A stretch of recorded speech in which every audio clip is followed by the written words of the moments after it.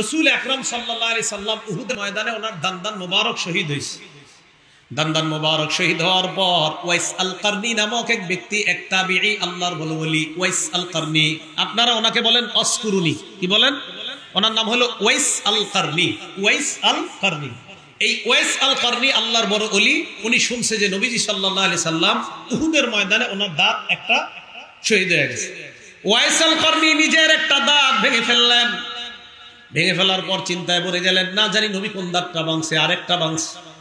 আবার চিন্তায় পড়ে গেলেন, না জানি কোনটা ভাঙছে, আরেকটা। এই করতে করতে সবগুলা দাঁত ভেঙে ফেলছে, কারণ তার তো জানা নাই নবীর কোন দাঁত ভাঙছে। এটা শুনে পর্যন্ত কতবার কাঁদছেন? হ্যাঁ, এই ঘটনাটি মিথ্যা। এই ঘটনাটি কি মিথ্যা? রাসূল সাল্লাল্লাহু আলাইহি সাল্লামের দাঁত ভাঙার কথা শুই না কেউ দাঁত ভাঙবে, এটা শরীয়ত তো অনুমোদন দেয় না। যদি শরীয়ত এটার অনুমোদন দেয় তাহলে 10ই মুহররম হুসাইন রাদিয়াল্লাহু তাআলা আনহুর শহীদদের কেন্দ্র করে আমাদের একদল ভাই যারা তাদের শরীর রক্তাক্ত করে, তো এটাও তো জায়েজ হয়ে যাবে। এটা যেমন জায়েজ নাই, নবীর দাঁত ভেঙে ফেলছে এই জন্য আপনি আপনার দাঁত ভেঙে ফেলবেন, এটা শরীয়ত অনুমোদন দেয় না। ওয়াইস আল করনির মতো এত বড় একজন বুজুর্গ এই শরীয়ত বহির্ভূত এই জাতীয় কাজ করতেই পারেন। তাহলে এই ঘটনাটি আমাদের জানা সঠিক নয়, এটা ভুল। এই তথ্যটি আমাদের জানা সঠিক নয়। এই জাতীয় বর্ণনা এগুলা থেকে আল্লাহ আমাদেরকে বেঁচে থাকার তৌফিক দান করেন। সুলাইমান আলাইহিস সালাতু ওয়াস সালাম আল্লাহর কাছে দোয়া করছে।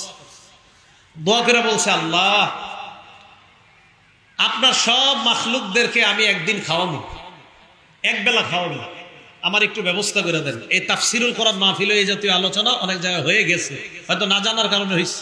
আল্লাহ হেফাজত করেন। সুলাইমান আলাইহিস সালাম দোয়া করার পর আল্লাহ তার দোয়া কবুল করলেন। একজন নবী সুলাইমান আলাইহিস সালাতু ওয়াস সালাম, তো দোয়া কবুল করার পর এক বেলা খাওয়ানোর জন্য উনি কি করলেন? ওনার তো জিন্নাত সবাই কথা শুনে, সুলাইমান নবী কিন্তু আল্লাহ সব অনুগামী বানাই দিছে ওনার জন্য। তো জিন আর বড় বড় শক্তিশালী প্রাণীর মাধ্যমে এক বেলা খাবারের ব্যবস্থা করছে। সুলাইমান নবী বললেন, আল্লাহ আপনার এবার যে মাখলুককে চান ওই মাখলুককে পাঠান, আমি ওই মাখলুককে খাওয়াবো। আল্লাহ সর্বপ্রথম বড় একটা মাছ পাঠাইছে। পাঠানোর পর এই মাছ আইসা এক লোকমায় সব খেয়ে ফেলছে। কয় লোকমায়? আর বাকি মাখলুক যারা মেহমান এরা তো খাইতেই পারে না এখন। তো এক লোকমায় খেয়ে ফেলার পর ওই মাছ সুলাইমান নবীর কয় যে আল্লাহ তো আমার ডেলি এরকম 3 লোকমা খাওয়ায়। আমাদের বিশ্বাস হলো আল্লাহ দুনিয়া বড় পরিমাণ যদি একটা মাছও হয় এই মাছেকেও আমার আল্লাহ খাওয়াতে পারে না। এই দুনিয়ার পরিমাণ যদি কোনো দৈত্য দানব থাকে তার রিজিকের ব্যবস্থা আল্লাহ করেন, এটা হলো মুসলমানদের বিশ্বাস। আল্লাহ বলেন, ওয়া মিন দাব্বাতিন ফিল আরদি ইল্লা আলাল্লাহি রিজকুহা, 12 নম্বর পারা শুরু পৃষ্ঠা একদম শুরু লাইনটা। এই আসমান জমিনের মধ্যে যত মাখলুকাত আছে যারা আছে সবার রিজিকের ব্যবস্থা কে করেন? আল্লাহ করেন। ওই জায়গায় একটা কথা মনে পড়ছে, মাখলুকাত কয় হাজার? 18,000। এই তথ্যটি সঠিক নয়। আল্লাহ জানে কত মাখলুকাত আছে। হ্যাঁ, এটা কেউ একজন বলে ফেলছে, প্রসিদ্ধ হয়ে গেছে। এই মাখলুকাতের খাবারের ব্যবস্থা কে করবেন? আল্লাহ। সব ব্যবস্থা করবেন আল্লাহ। তো আল্লাহ পাক রব্বুল আলামিন সমস্ত মাখলুকের ব্যবস্থা করে। আমাদের মুসলমানদের বিশ্বাস, পুরা দুনিয়ার পরিমাণও যদি কোনো একটা প্রাণী থাকে আর এই প্রাণীকেও যদি খাওয়াইতে হয়, কে খাওয়াইতে পারবেন? আল্লাহ। এটা হলো আমাদের বিশ্বাস। এখন ওই মাছ সুলাইমান নবীরে বলছে, আমারে আল্লাহ এরকম 3 লোকমা খাওয়ায়। সুলাইমান নবী তো অবাক হয়ে গেছে। এখন এই অবাক হওয়ার পর চিন্তা করলেন, না অন্য প্রাণীগুলারে কিভাবে খাওয়াবো। তো উনি আল্লাহর কাছে আরো অনেকগুলা বলা হওয়ার পরে যে উনি পারলেন না মেহমানদারি করতে। পুরা আগা ঘোরা কোত্থেকে এটা বানানো হয়েছে আল্লাহ ভালো জানে। একজন নবী এরকম আবদার কেন করবে? ওনার কি বিশ্বাস নাই আল্লাহ খাওয়াইতে পারেন? তো এই জাতীয় ঘটনাগুলা, এগুলা থেকে কিন্তু কান না দেওয়া।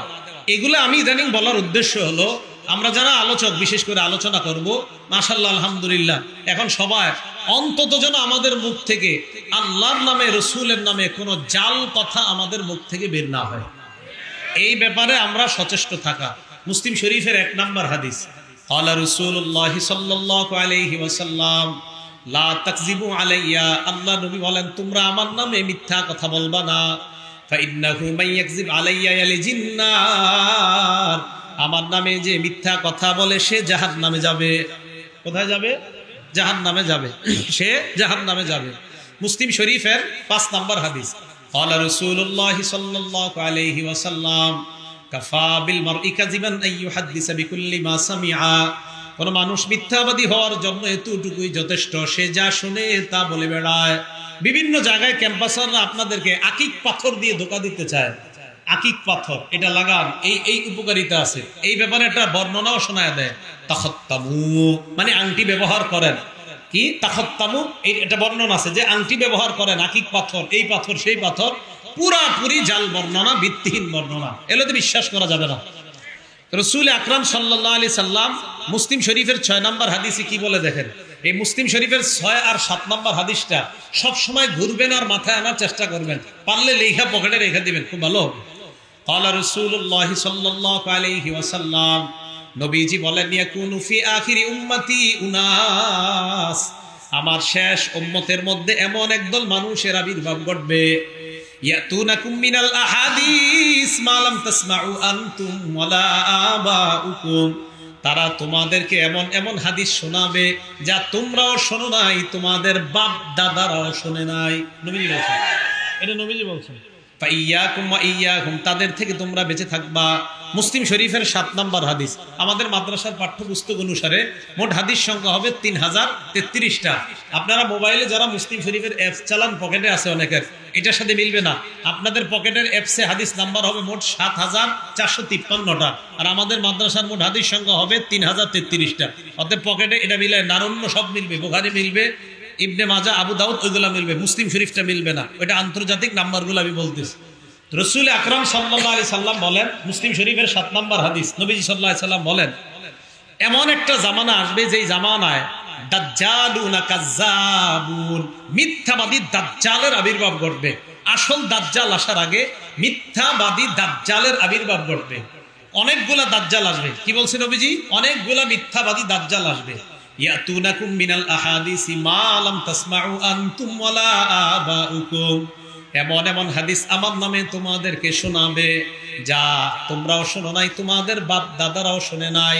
ফাইয়াকুম ওয়া ইয়াহুম, তাদের থেকে তোমরা বেঁচে থাকবা। পরে কি করে দেখেন, লা ইউদিল্লুনাকুম, চটকদার কথার মাধ্যমে তারা যেন তোমাদেরকে পথভ্রষ্ট করতে না পারে। কি কথা? সবাই বলেন কি কথা? চটকদার কথার মাধ্যমে তারা যেন তোমাদেরকে পথভ্রষ্ট করতে না পারে, এমন ভাবে বলবে আপনারা চোখের পানি ফালাইবেন, আসলে মিথ্যা কথা। ওয়ালা ইয়াফতিনুনাকুম, তারা যেন তোমাদেরকে ফিতনায় না ফালায়। লা ইউদিল্লুনাকুমের অনুবাদ হলো তারা যেন তোমাদেরকে পথভ্রষ্ট করতে না পারে। চটকদার শব্দটা আমি নিজের পক্ষ থেকে বলছি। চটকদার কেন বললাম, এটা আবার আরেক হাদিস থেকে আনছি। এটা আছে যে চটকদার শব্দ যে বলবে। আবু দাউদ শরীফের 5005 নম্বর হাদিস। ক্বালা রাসূলুল্লাহ সাল্লাল্লাহু আলাইহি ওয়াসাল্লাম, আল্লাহ নবী বলেন, ইন্নাল্লাহা ইউবিদুল বালিগা মিনার রিজালিল্লাযী ইয়াতাখাল্লালু বিলিসানি, দেখেন কি কয়, তাখাল্লুলাল বাকিরাতি বিলিসানিহা। নবীজি বলেন, গরু তার জিহ্বাকে দাঁতের সাথে লাগায়া চাবায়া চাবায়া যেইভাবে বিকট আওয়াজ করে, একদল মানুষ তার জিহ্বা দাঁতের সাথে লাগায়া কামড়ায়া কামড়ায়া তোমাদেরকে এমন চটকদার ভাবে কথা বলবে, তোমরা তো খুব আকৃষ্ট হয়ে যাবে। নবীজি বলেন, ইন্নাল্লাহা ইউবদিলুল বালিগা মিনার রিজাল, এইভাবে গরুর মতো চাবায়া চাবায়া যে কথা বলে, আল্লাহ তাকে ঘৃণা করে, আল্লাহ তাকে অপছন্দ করে। হ্যাঁ, এটা রাসূল সাল্লাল্লাহু আলাইহি ওয়াসাল্লাম বলছে। আবু দাউদ 5005 নম্বর হাদিস।